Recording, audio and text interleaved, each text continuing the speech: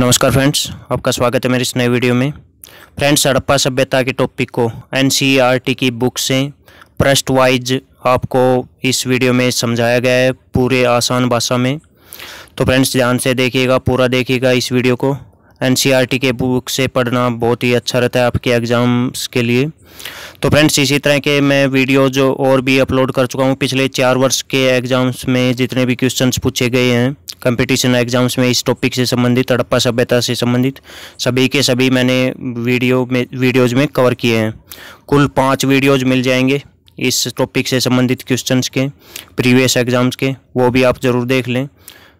सबसे पहले जो कक्षा 6 की बुक में दिया गया है हड़प्पा सभ्यता से संबंधित टॉपिक आरंभिक नगर, इसमें हड़प्पा सभ्यता के बारे में बताया है। पुस्तक का नाम है हमारे अतीत और इसकी पेज संख्या है 32।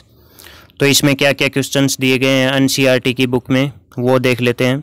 सिंधु सभ्यता के किस स्थल की ईंटों का प्रयोग पंजाब पाकिस्तान में रेलवे लाइन बिछाने में किया गया? तो कौन से स्थल का प्रयोग किया कि ईंटों का प्रयोग किया गया था? हड़प्पा स्थल की ईंटों का प्रयोग।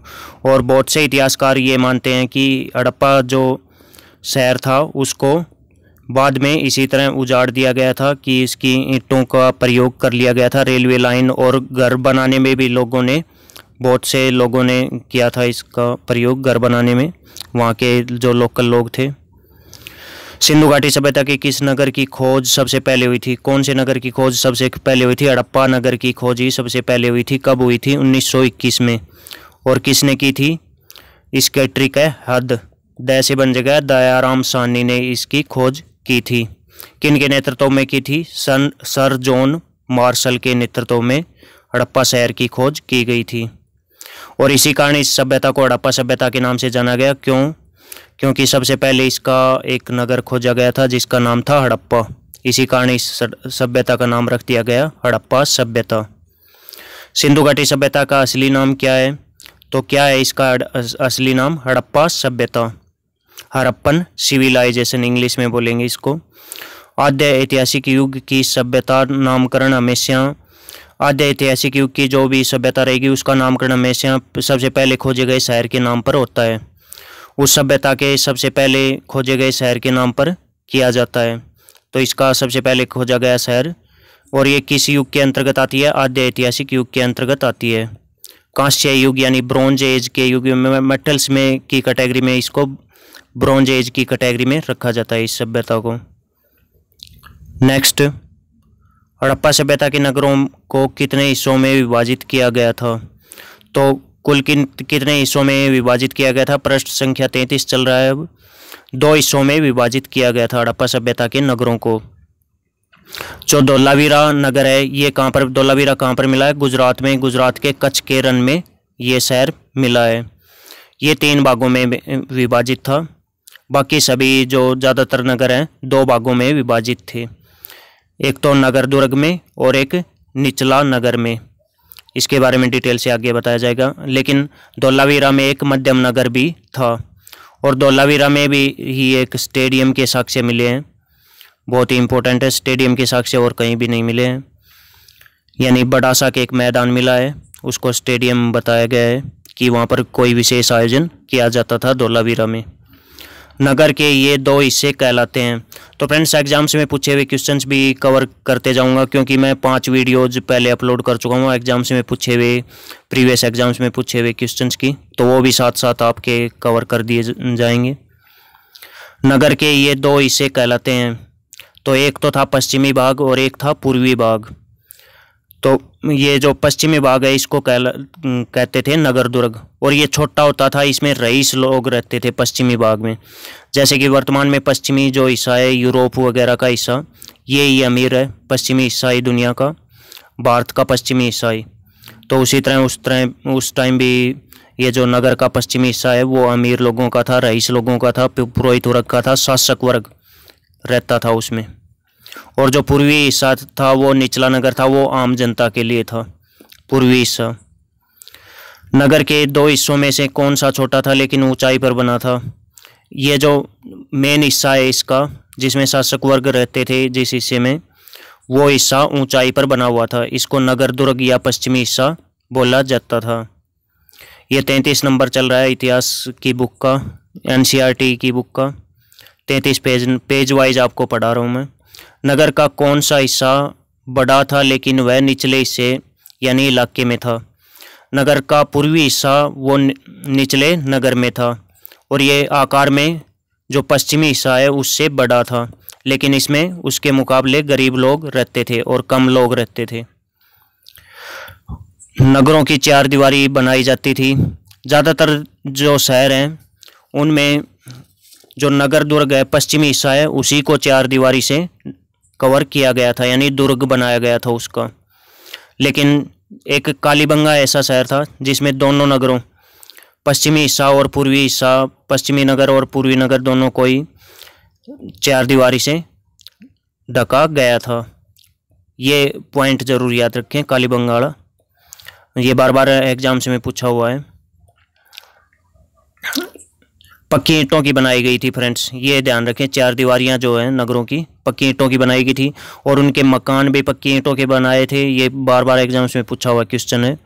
मकान भी और उनकी सड़कें भी पक्की ईंटों की बनी हुई थी। ये इस सभ्यता की विशेषता थी, और किसी भी सभ्यता में पक्की ईंटों की जो इमारतें वगैरह हैं कुछ भी नहीं मिला है दूसरी सभ्यताओं में। उस टाइम पर सबसे विकसित सभ्यता थी इस मामले में ये। मोहनजोदड़ो से मिले खास तालाब के पुरातत्वविदों ने क्या नाम दिया है? एक खास तरह का तालाब मिला है मोहनजोदड़ो से जिसका नाम है महान स्नानागार। इसकी फ़ोटो भी दिखाऊंगा। द ग्रेट बाथ इसको इंग्लिश में बोलते हैं। महान स्नानागार नगर के किस हिस्से में बनाया गया था? तो पश्चिमी हिस्से में, जो मेन हिस्सा था, अमीर लोगों का हिस्सा था जिसमें कम लोग रहते थे, उस हिस्से में, पश्चिमी हिस्से में, यानी नगर दुर्ग में इसको बनाया गया था महान स्नानागार को। और महान स्नानागार को बनाने में कौन कौन सी सामग्री प्रयुक्त की गई थी? तो क्या क्या सामग्री प्रयुक्त की गई थी इसको बनाने के लिए? ईंट, प्लास्टर और चारकोल। इन सामग्रियों का पक्की हुई ईंटों का प्रयोग किया गया था इसको बनाने में। और इसको किस तरह से बनाया गया था वो आगे बताया गया है।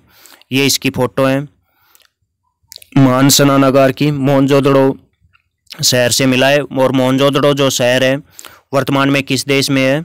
वर्तमान में पाकिस्तान में है। पाकिस्तान के किस प्रांत में है? ये पॉइंट भी याद रखें। पाकिस्तान के सिंध प्रांत में है मोहनजोदड़ो वर्तमान में। इस सभ्यता की सबसे बड़ी इमारत का नाम था, सबसे बड़ी मैन मेड जो कंस्ट्रक्शन थी उसका नाम था अन्नानागार। ये अनाज रखने के लिए बनाया गया था, और ये कहाँ पर मिला है? ये भी मोहनजोदड़ो में ही मिला है। तो ये पॉइंट याद रखिए फ्रेंड्स।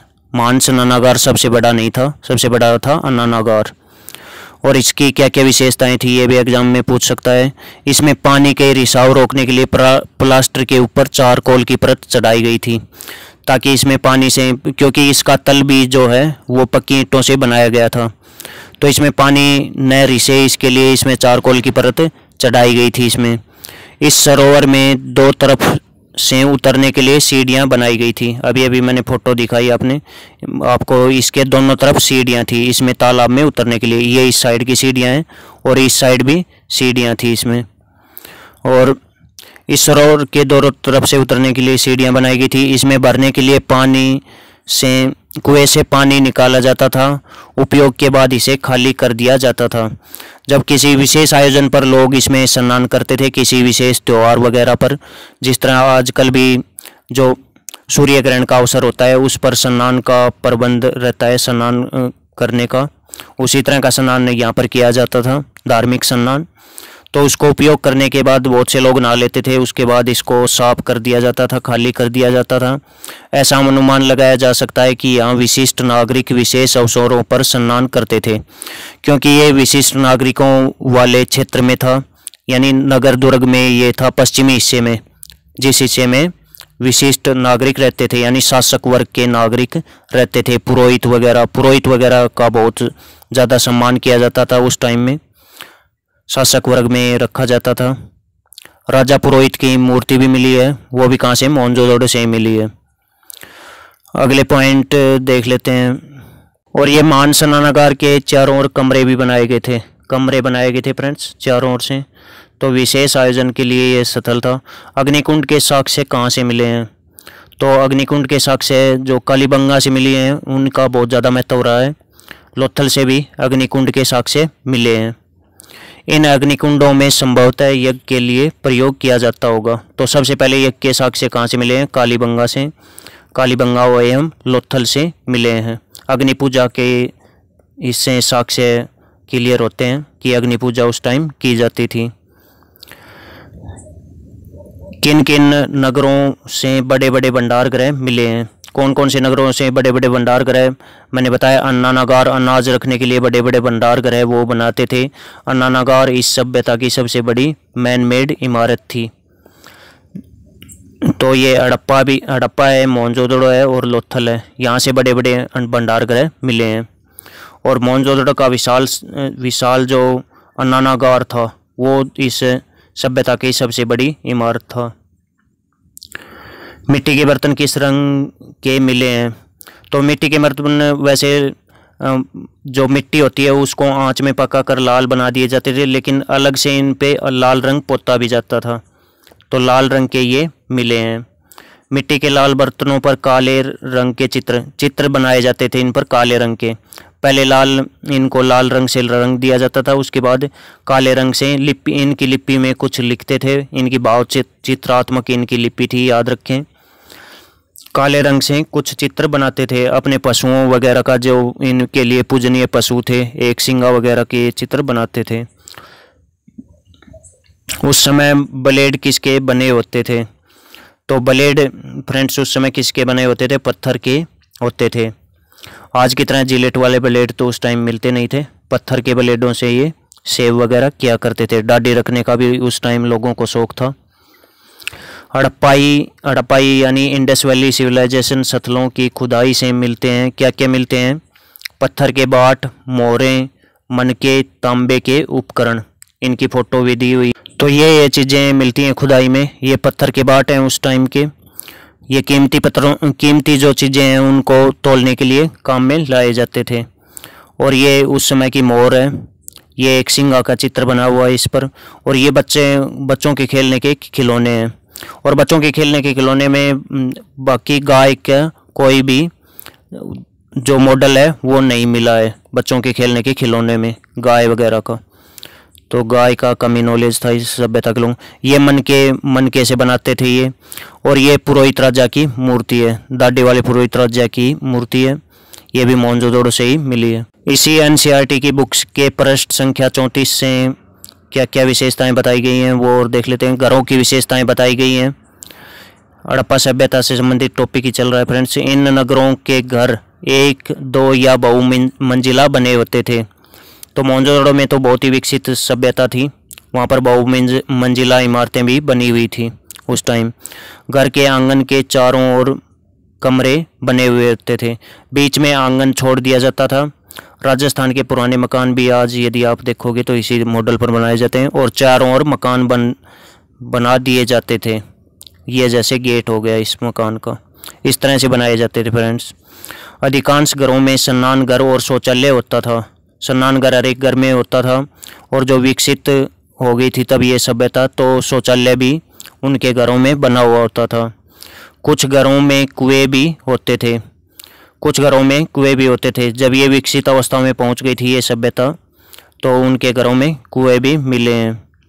विकसित अवस्था के मोहनजोदड़ो शहर के घरों में कुएं के प्रमाण मिले हैं। तो ये क्वेश्चन पूछा गया है फ्रेंड्स एग्जाम्स में, इसी कारण से मैंने अलग से बताया आपको। सड़कें व नालियाँ बनाई गई थी। सड़कें व नालियाँ किसकी बनाई गई थी? पक्की ईंटों की बनाई गई थी। आग में पकाकर मिट्टी की ईंटें बनाकर फिर उनको आग में पकाया जाता था। घरों, सड़कों व नालियों का निर्माण योजनाबद्ध तरीके से एक साथ किया गया था। तो ये शहर जो हैं एक योजना के तहत बसाए गए थे। एक मॉडल बनाकर इनको बसाया गया था और एक साथ ही इनका निर्माण किया गया था, घरों, सड़कों एवं नालियों का। जिस तरह आजकल चंडीगढ़ को ली कॉर्बुजियर ने, फ्रांस के आर्किटेक्ट ने बसाया था, उसी तरह से नया रायपुर जो शहर बसाया जा रहा है। और भी नई नई राजधानियाँ, अमरावती वगैरह कई सारे शहर बसाए जा रहे हैं, उसी तरह बसाया गया था इस शहर को भी। इस सभ्यता की नालियों की सबसे खास विशेषता क्या थी? नालियाँ इनकी ढकी रहती थी। इस सभ्यता के लोगों की नालियाँ ढकी रहती थी फ्रेंड्स। आज भी हम देखते हैं कि नालियाँ ढकी नहीं रहती। बहुत से शहरों में, बहुत से गाँव में हर नाली में हल्की ढलान होती थी ताकि पानी आसानी से बह सके। नाले नालियों की सावधानी से सीधी लाइन में बनाया गया था। नाले और नालियों को सावधानी से सीधी लाइन में बनाया गया था। लेकिन एक शहर ऐसा था जिसमें गलियां वगैरह सीधी नहीं थी, नाले नालियां सीधी नहीं थी, वो था बनावली। बनावली का बनावट में गड़बड़ थी, ये याद रखें। ये हरियाणा में पाया गया है ये शहर, सिंधु घाटी सभ्यता का शहर। यहाँ पर हल मिला है, हल्का खिलौना मिला है यहाँ से। तो ये पॉइंट थे मेन। नालियाँ जो है ईंटों और पत्थरों से ढकी जाती थी। ढके हुए नालों की सफाई के लिए क्या बनाए गए थे? ढके हुए जो बड़ी बड़ी नालियाँ हैं उनकी सफाई के लिए मेन होल जगह जगह बनाए गए थे, जिनको खोलकर हटाकर इनकी सफाई की जाती थी समय समय पर। मेन होल एक तरह के ढक्कन का कार्य करते थे जिन्हें हटाकर नाले नालियाँ साफ की जाती थी। घरों की जो नालियाँ हैं, सड़कों की नालियाँ, घरों की नालियों से पानी किस में जाता था? सड़कों की नालियों में जाता था। सड़कों की नालियों से किस में जाता था? एक बड़े नाले में जाता था पानी। तो ये विशेषता थी। अब 35वें पेज पर पहुंच गए हैं एनसीईआरटी के, हमारे अतीत पुस्तक के। ये कक्षा 6 की पुस्तक चल रही है, हड़प्पा सभ्यता से संबंधित इतिहास की। बच्चों के खिलौने बने हुए होते थे। बच्चों के खिलौने किसके बने हुए होते थे? मिट्टी के। मिट्टी को आग में पकाकर जो टेराकोटा बनता है उसके बने हुए थे। तो टेराकोटा कहते हैं ये। आग में मिट्टी को पकाकर जो चीज़ें बनाई जाती हैं उन्हें टेराकोटा की चीज़ें बोलते हैं। ये पॉइंट भी याद रखिए, जगह जगह मिलेगा ये। आग में पकाई गई मिट्टी यानी टेराकोटा के बने होते थे इनके खिलौने। भारतीय उपमहाद्वीप में लेखन एवं प्राचीनतम उदाहरण कहाँ से मिलते हैं? भारतीय उपमहाद्वीप में लेखन के सबसे प्राचीनतम उदाहरण कहाँ से मिलते हैं? सबसे प्राचीन सभ्यता भारतीय उपमहाद्वीप की कौन सी थी? तो वो थी सिंधु घाटी सभ्यता यानी हड़प्पा सभ्यता। हड़प्पा सभ्यता और सिंधु घाटी सभ्यता एक ही बात है। हड़प्पा सभ्यता की मोहरों एवं मर्दबांडों पर जो मोहरें मिली हैं इस सभ्यता की, उन पर और मर्दबांडों पर प्राचीनतम किसी लिपि के लिखावट के प्रमाण मिलते हैं। क्या हड़प्पा सभ्यता की लिपि पढ़ी गई है? तो इस सभ्यता की लिपि नहीं पढ़ी गई है, ये पॉइंट याद रखें। जिस सभ्यता की लिपि पढ़ी नहीं जा सके उसे आद्य ऐतिहासिक युग में रखते हैं। जिस सभ्यता की लिपि पढ़ी नहीं जा सकती उसको आद्य ऐतिहासिक युग में रखते हैं। ये कांस्य युग की सभ्यता थी, ये पॉइंट भी याद रखें। इस सभ्यता की लिपि को आज तक नहीं पढ़ सके वैज्ञानिक, और उसके उदाहरण भी दिखाऊंगा आगे आपको इसकी लिपि के। हड़प्पा सभ्यता के लोगों को किन किन धातुओं का ज्ञान था? तो एक ट्रिक के माध्यम से आप याद रख सकते हो कि किन किन धातुओं का इन लोगों को ज्ञान था। वो ट्रिक है सोचता सिटी। सोचता सिटी में सो से बन जाएगा सोना, च से बन जाएगा चांदी, ता से तांबा, सी से शीशा और टी से टिन। जो एक मिश्र धातु का भी इनको ज्ञान था। ये कांस्य युग की सभ्यता थी। तो तांबा और टिन को मिला के ये क्या बना लेते थे? एक मिश्र धातु बना लेते थे, कांसा।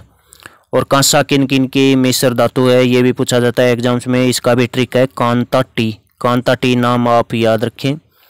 का से बन जाएगा कांसा, ता से तांबा, तांबा प्लस टी से tin. Kanta T, Kanta brand की चा, कांता टी ये याद रख लें आप।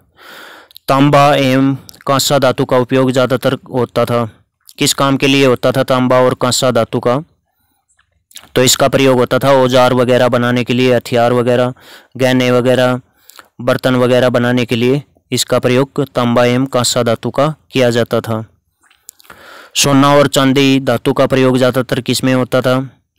सोना और चांदी के या तो गहने बनाते थे या फिर बर्तन बनाए जाते थे इस सभ्यता के लोगों द्वारा। एक और अगला प्रश्न, 7000 साल पहले किस स्थान से कपास की खेती के प्रमाण मिले हैं? तो 7000 पहले इस सभ्यता से भी एक पुराना स्थान मिला है, मेहरगढ़।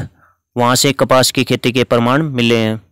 इससे भी, इस सभ्यता से भी करीब 2000 साल पहले। यह सभ्यता 4700 साल पुरानी है लगभग। तो इससे भी, इस सभ्यता का जो काल है कार्बन डेटिंग मेथड यानी C14 मेथड के अनुसार वो है 2350 ईसा पूर्व से 1750 ईसा पूर्व, ये है इसका टाइम पीरियड इस सभ्यता का। फेन्स क्या काम आते थे? तो फेन्स के बारे में, ये उस टाइम के फेन्स का चित्र है, ये किस तरह से बनते थे, क्या काम आते थे, ये और देख लेते हैं। एनसीईआरटी के पृष्ठ संख्या 37 पर हम पहुंच चुके हैं। आरंभिक शहर टॉपिक पाठ का नाम है। फेन्स क्या काम आते थे? मन के बनाने, चूड़ियाँ बनाने और बाले और छोटे बर्तन बनाने के काम आते थे। फेन्स कैसे बनाए जाते थे? तो ये पॉइंट याद रखें।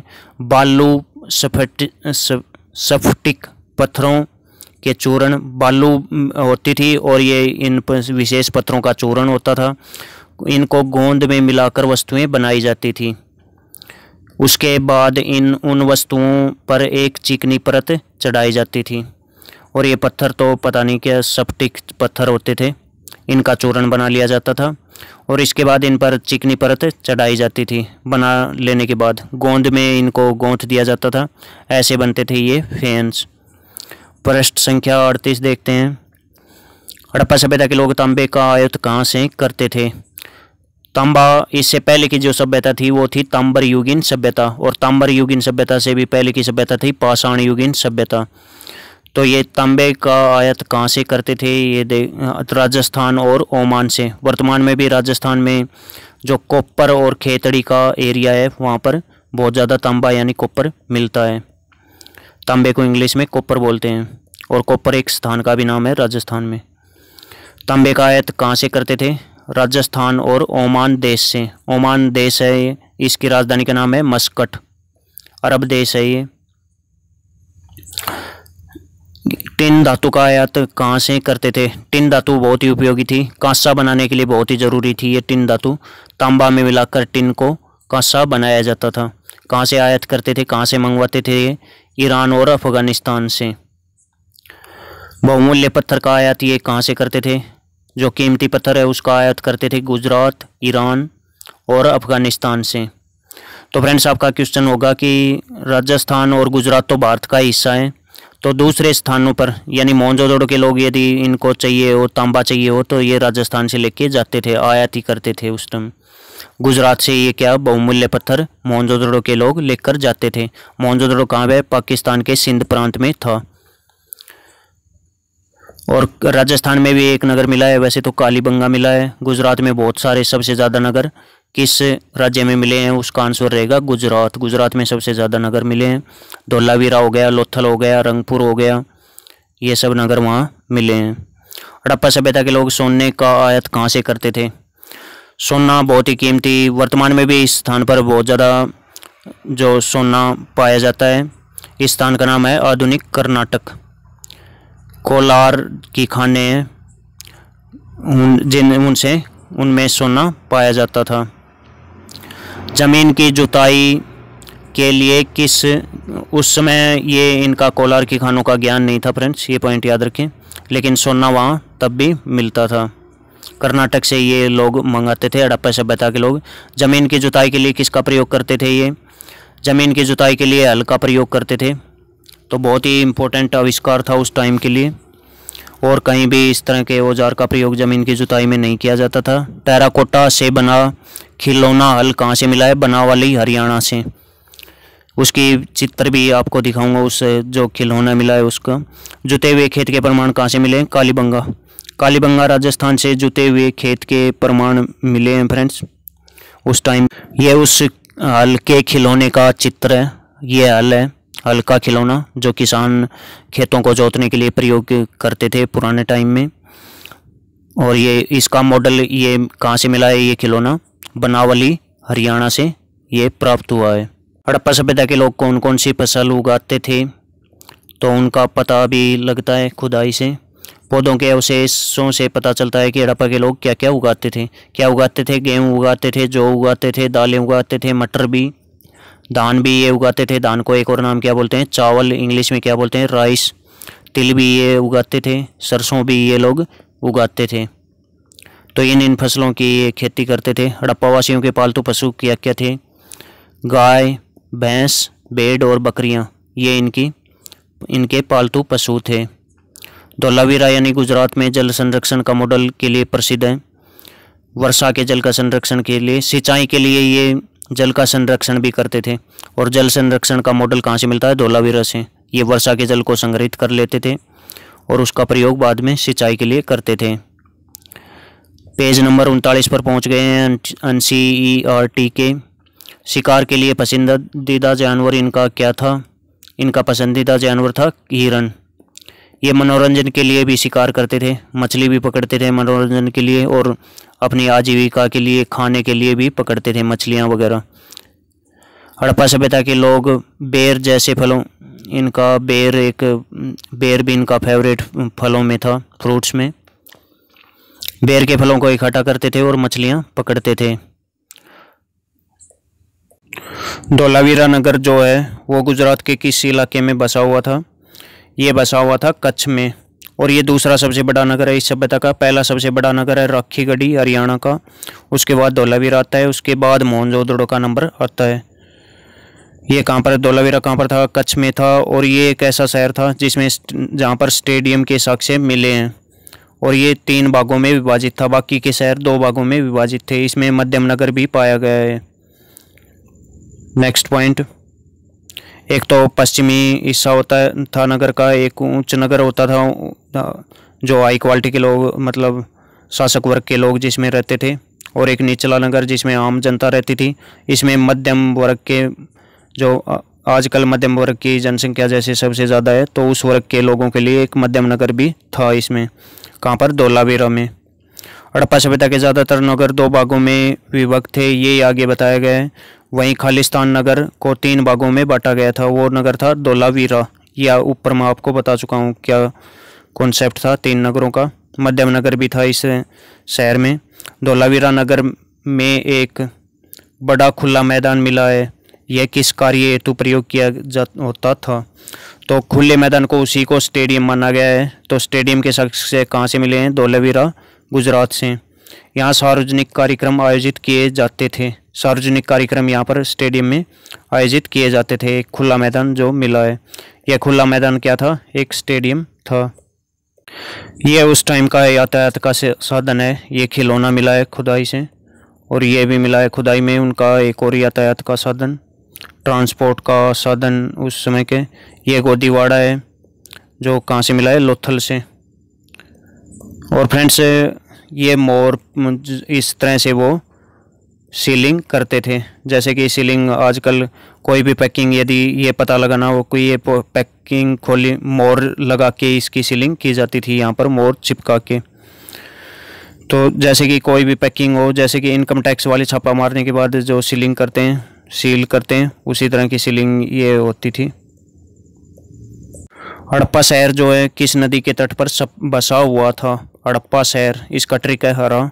तो ये आपको कमेंट बॉक्स में लिख कर बताना है हड़प्पा शहर किस नदी के तट पर था। सबसे पहला खोजा गया नगर था इस सभ्यता का।